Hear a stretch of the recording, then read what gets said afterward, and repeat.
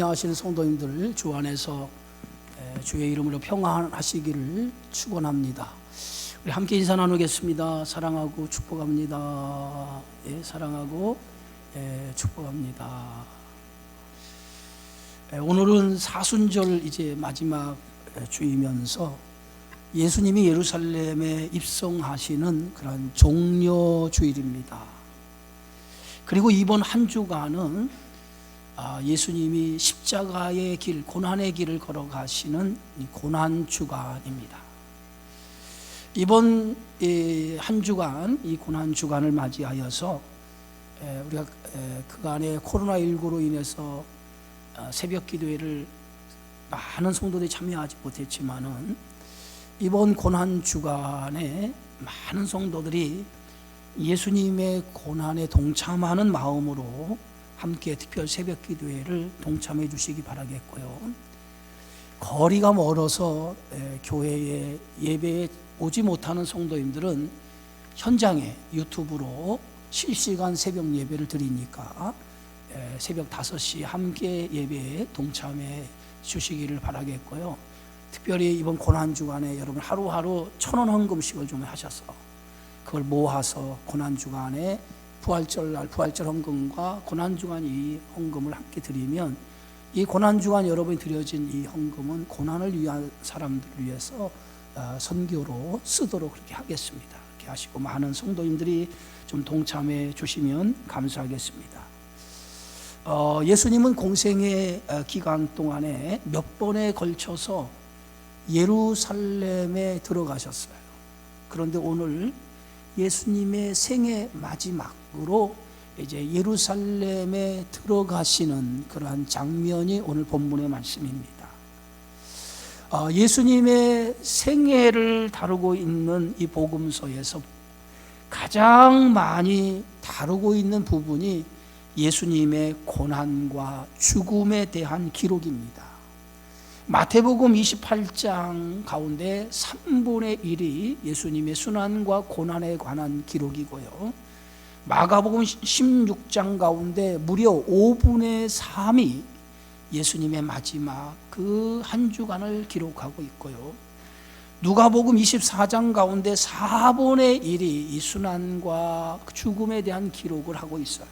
이만큼 복음서에서 예수님의 순환, 예수님의 이 죽음에 대해서 많은 부분을 기록하고 있다고 하는 것은 예수님의 생애에서 가장 중요한 부분이 오늘 이 고난주간, 한 주간이었다고 하는 것입니다. 오늘 예수님은 생애 마지막 예루살렘에 입성하시기 위해서 제자들과 함께 예루살렘에 아주 가까이 있는 이 벳바게라고 하는 곳에 도착을 하게 되어지죠. 그때 예수님께서 두 제자를 보내시죠. 이 감난산 이 벳바게라고 하는 곳은 예수님이 예루살렘에 가셨을 때 자주 가시던 장소였어요. 그래서 그곳에 가셔서 예수님은 한적하게 기도도 하시고 그리고 많은 그러한 그 시간을 보냈던 장소가 이 벳바게 이 감람산이라고 하는 곳이에요.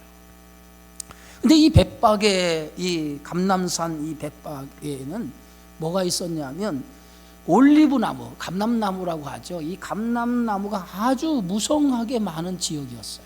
그리고 이곳에 올라가 보면 그 벳바게 언덕에 예루살렘이 한눈에 이렇게 쫙 내려다 보이는 그 장소가 이 벳바게라고 하는 곳입니다.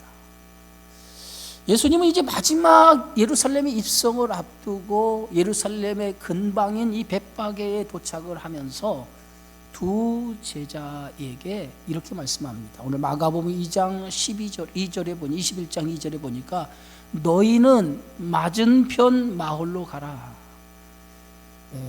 그리하면 곧 매인 나귀와 나귀 새끼가 함께 있는 것을 보리니 풀어 내게로 끌고 오라 라고 예수님이 두 제자에게 맞은편 마을로 가서 그 나귀 새끼가 묶여 있는 것을 볼 텐데 그 나귀 새끼를 풀어서 데리고 오라는 거예요. 그런데 누가복음의 기록에 보면 같은 본문인데도 이렇게 누가는 기록하고 있어요. 너희는 맞은편 마을로 가라. 그리로 들어가면 아무도 타보지 않은 나귀 새끼가. 그래서 오늘 누가는 그 나귀 새끼는 아무도 사람이나 짐을 태우지 아니한 그러한 나귀 새끼였다는 거예요. 그 나귀 새끼를 끌고 오라고 이렇게 예수님께서 말씀하고 있어요. 그러면 아무도 짐이나 사람을 태운 적이 없는 나귀 새끼라고 하는 이 말의 뜻이 뭘까요? 이것은 나귀의 순결함을 의미하죠. 사람을 태운 적도 없고 짐을 실은 적도 없는 나귀를 끌고 오라고 하는 것은 예수님이 자신이 가야 할 길은 아직 한 번도 가보지 않은 그 길이었다는 거예요. 그 길에 예수님은 나귀처럼 순결한 짐승, 순결한 제물이 되기 위해서 지금 그 길을 걸어 가시기 위해 나귀 새끼를 준비하라는 거예요. 여러분, 구약에서 하나님 앞에 제사를 드릴 때 아무 짐승으로 제사를 드리지 않았어요. 하나님 앞에 드려지는 제물은 반드시 흠이 없는 것만이 제물이 될 수 있었어요. 흠이 없는 제물이 아니면 하나님 앞에 제물로 합당하지 않아요. 흠이 없는 제물이라고 하는 것은 온전한 제물이라는 거예요. 다시겠어 아무도 사람이 타지 않은 나귀 새끼라고 하는 말은 순결한, 흠이 없는 제물로서 순결한 제물로 예수님이 그 십자가를 지기 위해서 그 길을 걸어가시는 것임을 밝히 드러내고 있다는 거예요. 나귀가 상징하는 것은 두 가지였어요. 하나는 나귀는 평화를 상징하고요, 하나는 겸손을 상징합니다. 여러분, 말, 그 다음에 노새, 그 다음 나귀가 있죠. 그죠? 가장 작은 종류가 이 나귀예요. 근데 예수님은 가장 그 작은 짐승인 나귀를 타고 예루살렘에 들어가시기 위해서 두 제자에게 나귀를 끌고 오라 이렇게 말씀하죠. 그래서 이 나귀는 그 평화와 겸손을 상징하는데 예수님이 이 땅에 오신 그 모습을 나귀로 비유한 거예요. 예수님은 어떻게 오셨습니까? 겸손과 평화의 왕으로 오셨다는 거예요. 예수님이 태어나실 때의 목자들이 예수님의 탄생의 소식을 듣고 수많은 천군과 천사들이 하늘에서 노래를 부르죠.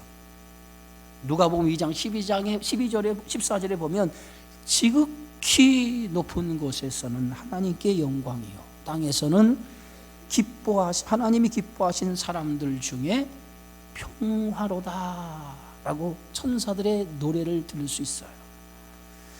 예수님의 예루살렘 이 마지막 가시는 그 길에는 예수님께서 하나님과 우리 사이에 막힌 담을 허시기 위해서 평화의 왕으로 그 예루살렘에 들어가시는 길이라는 거예요. 그래서 에베소서 2장에 보면 그는 화평이신지라 둘로 하나로 만드사 원수된 것 곧 중간에 막힌 담을 자기 육체로 허시고, 예수님은 평화의 왕으로서 인간과 하나님의 사이에 막힌 담을 자기 육체로 그것을 허물기 위해서 직접 예수님이 나귀를 타고 예루살렘에 입성하신다는 거예요. 이제 예수님은 두 제자를 맞은편 마을로 보내면서 이렇게 말씀합니다. 3절에 보니까 만일 누가 무슨 말을 하거든 주가 쓰시겠다 하라. 그리하면 즉시 보내리라. 누가 무슨 말을 하거든 주님이 쓰시겠다라고 얘기하라는 거예요. 그러면은 아무 이유도 없이 그냥 그 나귀를 보내줄 거라는 거예요. 여러분, 이 말씀의 의미가 뭡니까? 예수님의 이 구원의 사역을 출발하는 예루살렘 입성의 나귀를 타고 입성하신 이 사건은 그냥 우연히 되어진 사건이 아니라 하나님이 철저하게 계획하시고 준비하시고 작정하신 일이었다는 거예요. 나귀를 한 번도 사람이나 짐을 태보지 않은 그 나귀를 준비하신 것도 하나님이 계획하신 일이었다는 거예요. 오늘 성경의 말씀에 보면 나귀의 주인이 누구인지는 기록하지 않았어요. 근데 이렇게 말씀하죠. 주님이 쓰시겠다라고 하면 즉시 보내줄 것이라는 거예요. 즉시 보내줄 거라는 거예요. 네? 주님이 쓰시겠다라고 즉시 보내주겠다라고 하는 것은 하나님의 계획하시고 작정하신 이 일에 하나님의 절대적인 주권에 인정하고 순종한다는 거예요. 이 제자들은 예수님이 시키는 대로 맞은편 마을로 가서 매여 있는 나귀를 끌고 예수님께 데리고 옵니다. 그리고 이제 예수님은 그 나귀를 타고 예루살렘에 들어가는데 이 말씀은 정확하게 스가랴 선지자의 예언에 성취된 사건이라는 거예요. 구약성경 스가랴서 9장 9절에 보면 이렇게 써 있어요. 시온의 땅아 크게 기뻐할지어다. 예루살렘에 따라 즐거이 부를지어다. 보라, 내 왕이 내게 임하나니 그는 공의로우시며 구원을 베푸시며 겸손하여서 나귀를 타시나니 나귀의 작은 것 나귀 새끼니라. 이 스가랴서는 BC 520년에서 518년 사이에 기록된 책이에요. 구약의 예언서입니다. 그런데 이 책이 기록한 그 시대적인 배경은 바벨론 포로 이후에 이스라엘 백성들의 회복을 위해 쓰여진 책이 스가랴서예요. 무려 520년 전에 쓰여진 책입니다.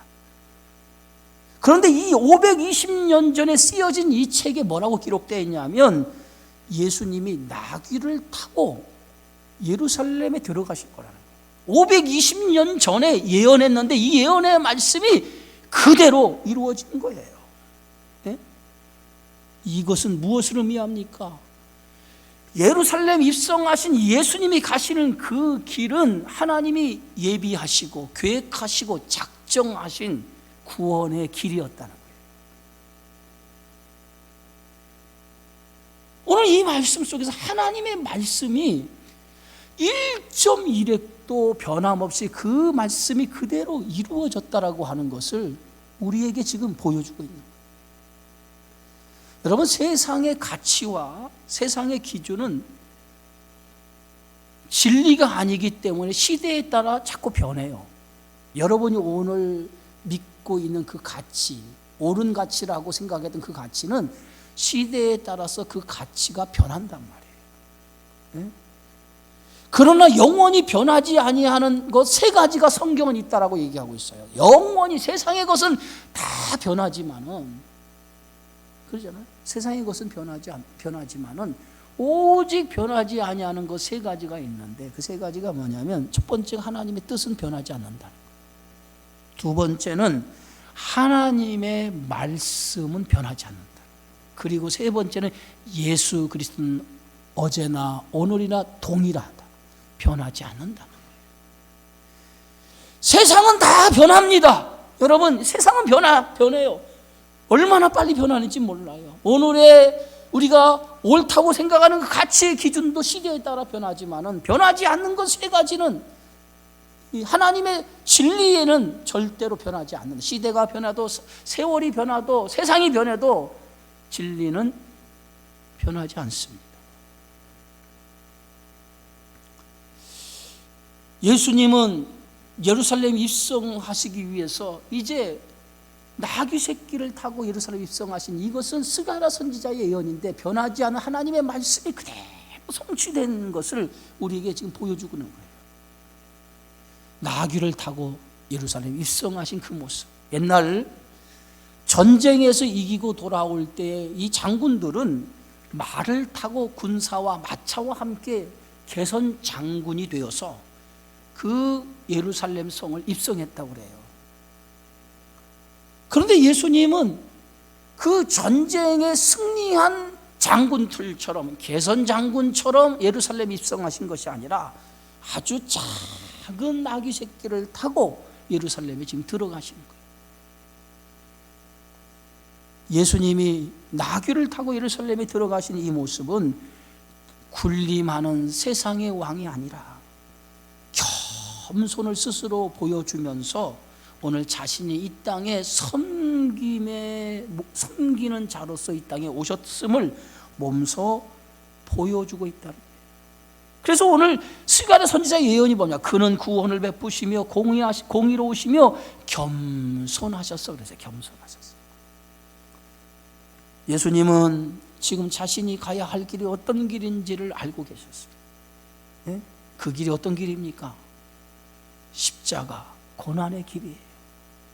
자신의 이제 마지막 죽음의 길을 향해서 가고 있는 거예요. 예수님은 그 자신이 죽음의 길, 그 십자가를 지게 가는 그 길에 나귀를 타고, 이 말은 자신의 모든 것을 다 이제 내려놓고 하나님의 뜻을 위해서 이제 걸어가는 길이었다는 거죠. 왜? 그 길만이 저와 여러분, 인류가 안고 있는 문제를 해결할 수 있기 때문에.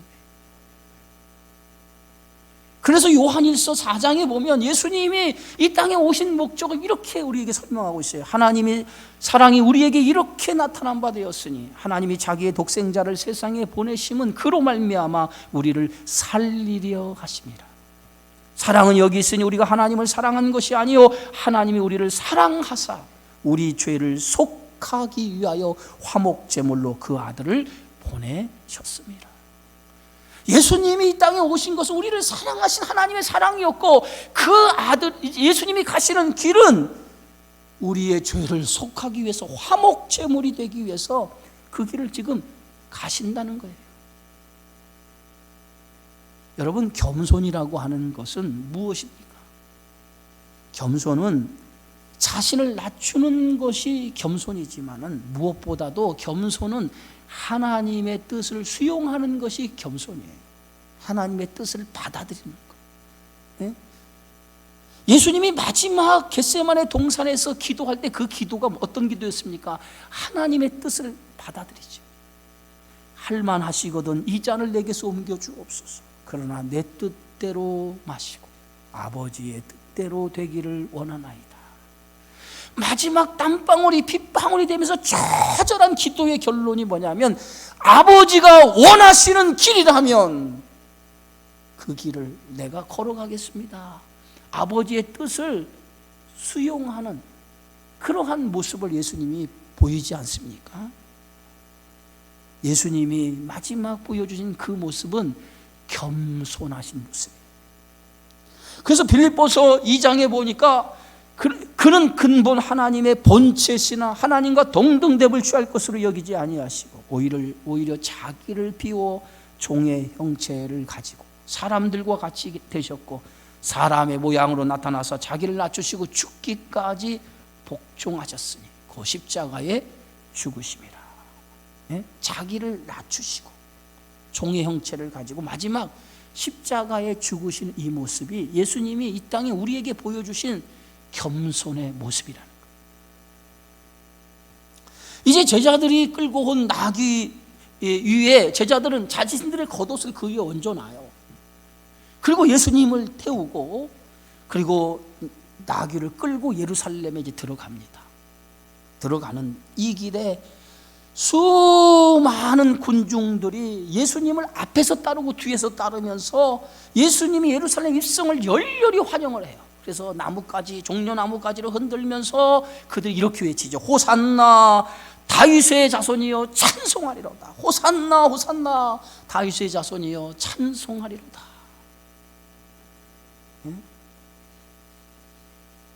마태복음 오늘 8절 9절에 보면 그렇게 기록되어 있지 않았습니까? 호산나라고 하는 말의 뜻이 뭐예요? 우리를 구원하소서. 우리를 구원하소서. 우리를 구원하소서. 예수님이 예루살렘에 입성하시는 그 입성에 군중들이 환호하는 이유가 있어요. 그냥 환호하는 게 아니에요. 자신들의 어떤 목적을 이루기 위해서 예수님을 예루살렘 입성을 환영하는 거예요. 지금 그 군중들은 예수님이 자신들의 그 로마 식민지의 억압과 그 가난으로부터 구원해 줄 해방자 메시아로 그들은 믿었다는 거예요. 그래서 예루살렘에 입성하신 그 입성은 자신들을 로마 식민지로부터 벗어나게 해줄 왕으로서 입성하시는 것이라고 생각을 하고 예수님의 입성을 열렬히 환영하면서 호산나 호산나 우리를 구원하소서 우리를 구원하소서. 그들이 구원하달라는 이 구원의 외침은 억압과 그리고 식민지의 가난에서 벗어나게 해달라고 하는 외침이었다는 거예요. 그러니까 예수님이 지금 예루살렘 입성하시는 그 입성과는 거리가 멀어요. 예수님이 지금 예루살렘 입성하신 그 길은 십자가, 자기의 모든 것을 내려놓고 십자가를 지기 위해서 인류의 죄의 짐을 짊어지고 대속의 모습으로 주님이 십자가를 지기 위해서 들어가시는 거란 말이에요. 그런데 그들은 예수님이 자신들을 억압해서 가난해서 자신들을 해방시켜줄 메시아로 생각했다고 하는 거예요. 철저하게 그들이 예수님을 따르며 호산나 호산나 외치는 그 이유는 자신의 목적을 이루기 위해서 예수님을 찬양하고 예수님을 환호했다고 하는 거예요. 여러분, 우리가 예수님을 따르는 목적이 어디 있습니까? 우리가 예수님을 따르는 목적은 나의 어떤 목적을 이루기 위해서 예수님을 따르는 게 아니에요. 나의 어떤 목적을 이루어서 예수님을 따른다면 그것은 예수님을 따르는 사람들의 바른 모습이 아니에요. 주님을 따른다라고 하는 것은 하나님의 뜻, 하나님의 나라를 이루기 위해서 하나님이 부르신 그 부름을 위해서 내 것을 포기하고 주의 뜻을 따르는 것, 이게 믿음의 삶이라는 거예요. 지금 예수님이 가시는 그 길은 하나님의 뜻을 이루기 위해서 가시는 길이에요. 그런데 군중들은 어떻게 생각했어요? 자신들의 기대와 자신들의 목적을 이루기 위한 메시아로 생각하고 예수님을 따랐다는 거예요. 이게 잘못된 생각이고 잘못된 따름이었어요. 나중에 그 따르던 무리들, 그 군중들이 기대하는 그 기대가 무너지는 순간에 그들이 이 호산나 호산나 다윗의 자손이여 외쳤던 이 소리가 어떻게 변합니까? 나중에 그들이 자신의 기대가 무너지는 순간에 예수를 십자가에 못 박아 죽이시오. 예수를 십자가에 못 박아 죽이라고 하는 예수님을 배신하는 목소리로 변하지 않습니까? 불과 한 주간 전에 호산나 호산나 주님을 찬양했던 이 목소리가 예수를 십자가에 못 박아 죽이시오라고 하는 소리로 바뀌어졌다는 거예요. 이게 얼마나 인간의 이기적인 모습입니까? 이 이기적인 모습이 오늘 군중들에게만 있다고 생각하십니까? 오늘 그 이기적인 모습이 예수님을 따른다라고 하는 우리들에게도 이 이기적인 모습이 있어요. 얼마나 그리스도인들이 예수님을 따른다고 해서 자기의 모든 것을 내려놓고 겸손의 모습을 가지고 살아가는 것이 아니라 자기의 이익 앞에서, 자신의 목적 앞에서는 얼마나 이기적인지 몰라요.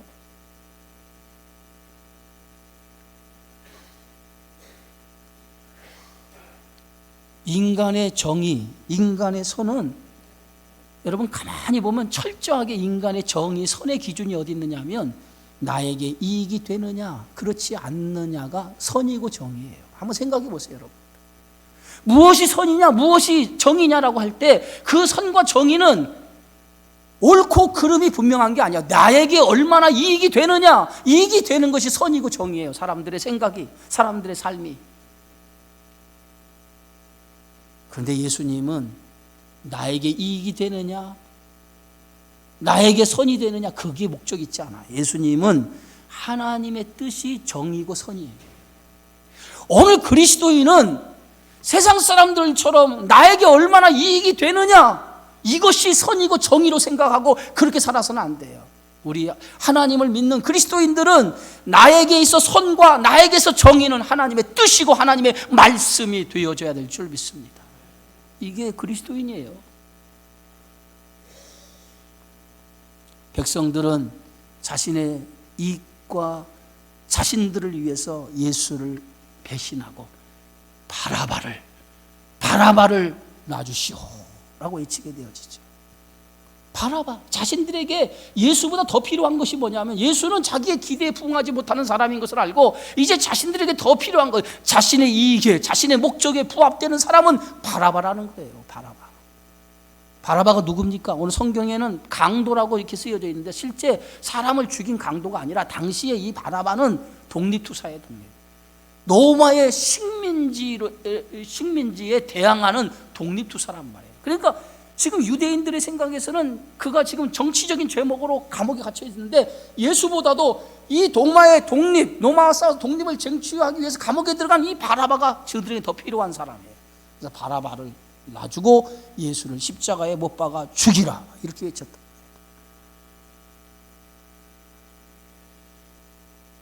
예수님은 군중들의 배신을 몰랐을까요? 예? 군중들이 자신들을 배신할 걸 몰랐을까요? 예수님은 자신을 환호하던 소리가 곧 이어서 십자가에 못 박아 죽이라고 하는 그 소리로 변할 것을 예수님은 알고 계셨어요. 그러면서도 예수님은 그 길을 가셨다라고 하는 것은, 그 길은 하나님이 정하신 하나님의 뜻이었기 때문에 그 길을 가신 거예요. 여러분, 하나님의 뜻을 따라 산다는 것은 쉬운 것이 아니에요. 자신을 내려놓지 않고서는 하나님의 뜻을 따를 수가 없어요. 그래서 바울은 모든 것을 내가 배설물로 여김은 그리스도를 알고 그 안에서 발견되려 합니다 라고 빌립보서 3장에 그렇게 말하지 않습니까? 정말 하나님을 따른다라고 하는 것은 나의 모든 것을 다 내려놓는 거예요. 나를 부인하는 일부터 하나님을 따르는 일이 시작되는 거예요. 나를 부인하는 일부터. 그래서 예수님이 누구든지 나를 따라오려거든, 마가복음 8장에 자기를 부인하고 자기 십자가를 지고 나를 따를 것이라. 누구든지 나를 따라오려거든 자기를 부인하는 일, 자기를 부인하는 일, 자기를 내려놓는 일부터 시작하라는 거예요. 여러분, 교회 안에서 문제가 일어나고 세상에서 문제가 일어나는 이유가 어딘지 아십니까? 나를 내려놓지 못해서 그래. 나의 자존심, 나의 아집, 나의 고집, 이걸 내려놓지 못해서 생겨지는 거예요. 이것을 내려놓는 것부터 우리의 믿음의 삶이 시작해요. 이게 십자가란 말이에요. 예수님은 자기의 모든 것을 내려놓은 거예요. 겸손히 나귀를 타고 예루살렘에 입성하시는 순간에 자기 모든 것을 내려놓은 거예요. 내려놓고 이제 예루살렘 사람 군중들이 환호가 자신을 배신할 거라고 하는 것을 알고 있으면서도 그 길을 걸어가시는 거예요. 마지막까지 예수님은 자신의 모든 것을 다 내려놓지요. 사람들이 채찍질하고 조롱하고 욕하고 수 없는 모욕을 주고 그의 얼굴에 침을 뱉은, 네가 하나님의 아들이냐 조롱하는 그 소리에도 예수님은 아무런 반응을 보이지 않아요. 그리고 그 모든 것을 온몸으로 다 받아들여요. 그리고 마지막 예수님의 기도가 어떤 기도입니까? 아버지요, 저들의 죄를 용서해 주옵소서. 저들이 지금 하는 것을 알지 못하오니 저들의 죄를 용서해 주시옵소서 라고 마지막 예수님은 마지막까지 자신을 향하여 욕하고 조롱하고 침뱉는 그들을 향해서 아버지요, 저들을 용서해 달라고 마지막까지 용서의 기도를 드리시고 숨을 거두지 않습니까?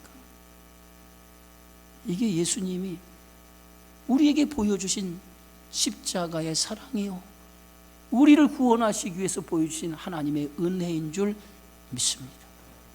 사랑하는 성도 여러분, 주님을 따르는 일은 다른 거 아니에요. 나를 내려놓는 일부터 시작하는 거예요.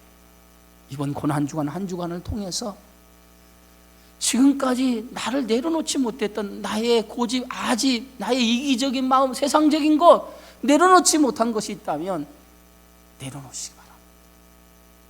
그리고 이제 주님만 바라보고 하나님의 뜻에 순종하며 살아가는 믿음의 삶을 살아가는 성도가 되어지기 바랍니다. 그래서 주님의 십자가의 은혜가 헛되지 않는 그러한 삶이 저와 여러분의 삶 속에 있어지기를 주의 이름으로 축원합니다. 마지막으로 일제 강점기 시대에 신사참배를 거부하고 순교했던 주기철 목사님이 살아생전에 산정현 교회에서 마지막 성도들에게 세 번에 걸쳐서 설교를 했는데 그 설교 내용을 요약한 영상이 있습니다. 그 영상을 보시고 주님을 따르는 길이 어떤 길인지를 한번 깊이 우리가 묵상하는 시간이 되어지기를 부탁을 드리겠습니다. 이 영상 틀어주세요. 최근 조선 총독부에서는 국가의식이라는 명분으로 신사참배를 강요하고 있습니다. 그러나 신사참배는 10계명의 제1계명과 제2계명을 어기는 여호와의 이름에 대한 범죄요 하나님께 대한 배신입니다.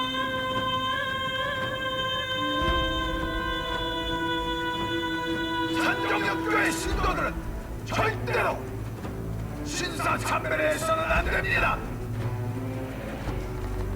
이로 인한 모든 책임은 당의 목사인 제가 지겠습니다.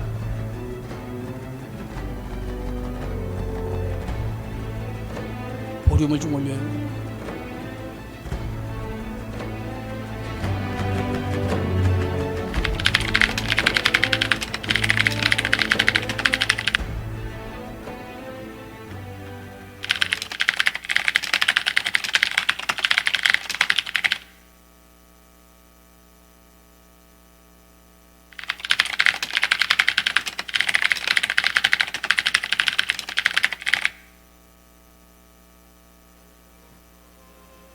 성도 여러분, 저는 오늘 이렇게 기도하고 싶습니다. 첫 번째 나의 기도는 이 장기간의 고통을 이기게 하옵소서. 칼로 베고 불로 지지는 고문이라도 한두 번에 끝난다면 견딜 수 있어요.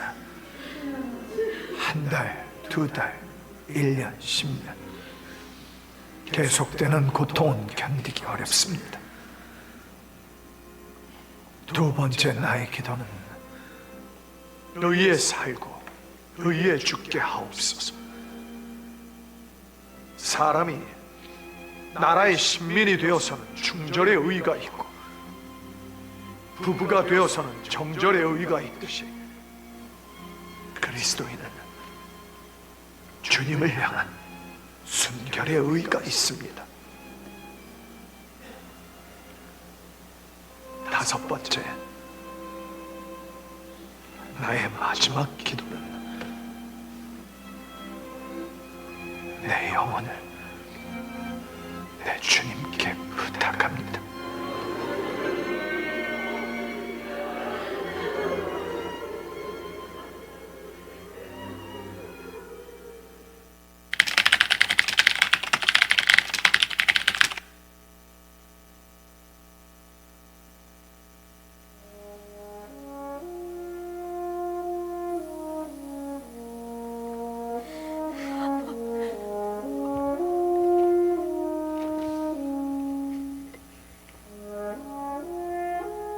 주님을 위하여 오는 십자가를 내가 외면했다가 이 다음 주님이 너는 내 이름과 평안과 즐거움을 다 받아 누리고 고난의 자는 어찌하고 왔느냐고 물으시면 내가 무슨 말로 대답을 하겠습니까?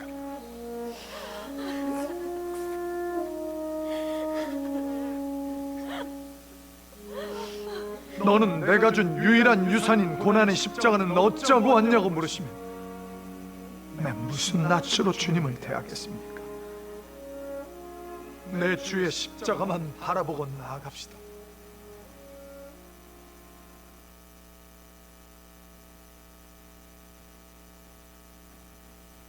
기도하겠습니다. 생명의 주가 되시는 아버지, 주님의 가시는 그 십자가의 길, 그것이 우리에게 맡겨진 길이요, 그것이 우리에게 짊어지신 길인 줄 믿습니다. 그 길을 걸어가는 우리에게 주님이 주시는 능력을 가지고 걸어가게 하시고, 나의 모든 것을 내려놓고 오직 주님만 바라보고 이 길을 걸어갈 수 있도록 인도해 주시옵소서. 이제 곧 한 주간 한 주간을 통해서 주님이 가신 그 길을 우리가 함께 동참하게 하시고, 그 걸음걸음을 통해서 다시 한번 하나님의 놀라우신 사랑을 깨닫는 시간들이 되게 하여 주옵소서. 예수님의 이름으로 기도하옵나이다. 아멘.